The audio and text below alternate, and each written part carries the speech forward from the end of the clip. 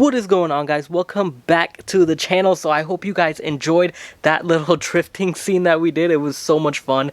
Now I know it's a change of scenery. That's because we are in my basement, and the reason that we are here is because, well, currently there's like 2 feet of snow outside, so it's hard for me to trench all the way to the shop, and I decided to just do one from right here on the couch. So I'm gonna do a viewer's question, which is something I haven't done in a while, so let's just get right to it.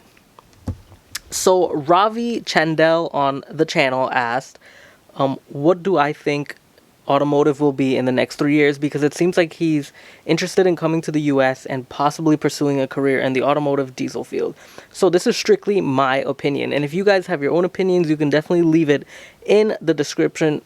You can definitely leave it in the comment section below, and we would greatly appreciate to hear what each and every one of you guys have to say. So Ravi, this is for you. And what do I think of the automotive industry, diesel industry in the next 3 years? Honestly, technology is changing so fast, and there is so much that is coming into cars nowadays. It's basically computers on wheels, which it has been for a while. And every year that we go forward, it's going to be more advanced. So if you're not good with diagnosing, if you're not good with the computer side of things, you're going to have a very hard time, because nowadays there's no such thing as a mechanic anymore. It's more of a technician.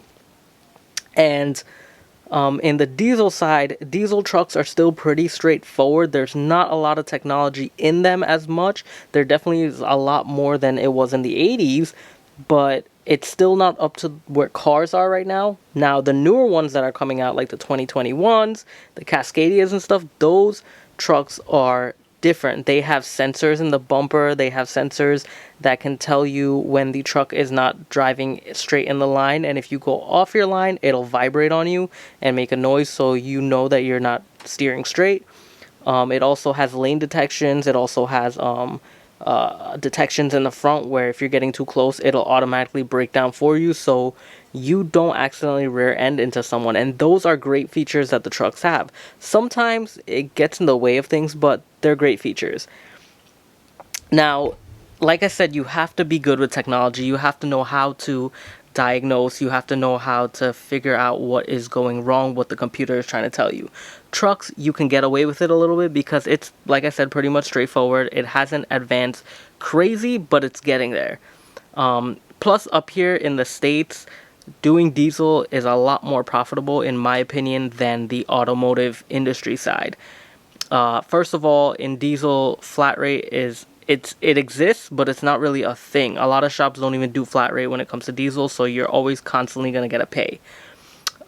In automotive, flat rate is a big thing, and it's everywhere. A lot of places you'll get like a flat pay as well, but sometimes it's not as much. But flat rate is really where it's at. Flat rate is where you can either make you or break you. You can either starve or live like a king.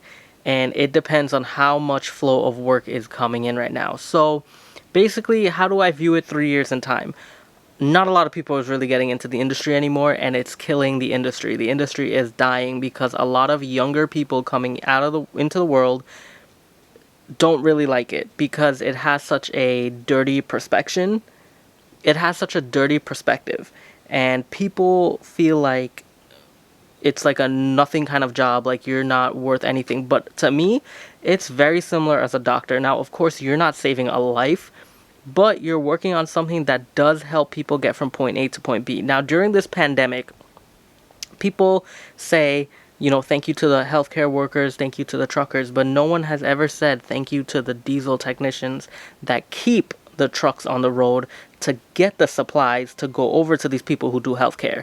You get what I'm saying? So everything flows into it, and if it wasn't for the diesel techs, if it wasn't for people like me or other people, and I'm not trying to say that we were the better ones, we're the ones who made the world run, but if it wasn't for people like us out there, nothing would have gotten to where it needed to be. Nothing would have gotten to the hospitals on time. No food would have gotten to the groceries.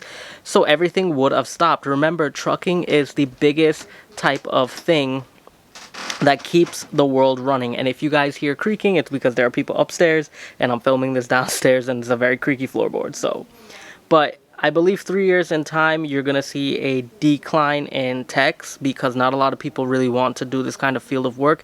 It's dirty, it's grueling, the environment's not healthy, it's not clean. You get treated like crap in a lot of places. They talk down to you. Money's good, but they talk down to you. And a lot of people wouldn't want to be treated like that. Why go do something like that when you can make 3 times the amount of money sitting down at a desk or doing something else? Now, if you're in love with fixing things and working with your hands, sure, come to the States, work for someone for a little bit and open out your own thing.